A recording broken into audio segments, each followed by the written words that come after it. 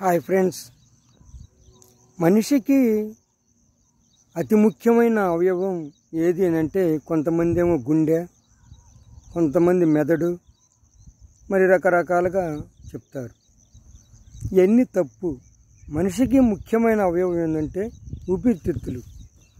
ఎందుకంటే ఊపిరితిత్తులు మంచిగా ఉండి ఆరోగ్యంగా ఉంటే మనం ఆక్సిజన్ పీల్చుకుంటే ఆ ఆక్సిజను అన్ని అవయవాలకి రక్తంలో కలిసి సప్లై అవుతుంది. ఇవన్నిటికీ మరి రక్తం ఆక్సిజన్లో సప్లై అవ్వాలంటే మరి ఊపిరితిత్తులు ఆరోగ్యంగా మంచిగా ఉండాలి.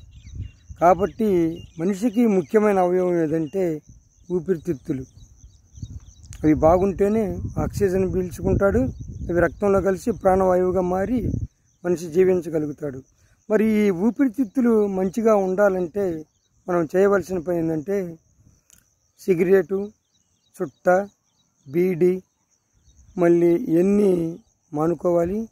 పైపెచ్చు అతి ముఖ్యమైనది మరి వాయు కాలుష్యమైన వాహనములని, డీజిల్ వాహనములు, పెట్రోల్ వాహనములని మనం తగ్గించుకుంటే చాలా చాలా మంచిది.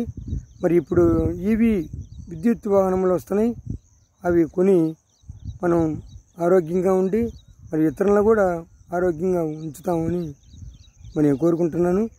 ముఖ్యంగా మనిషి ఎక్కువ కాలం బ్రతకాలంటే ఊపిరితిత్తుల్ని మనం కాపాడుకోవాలి.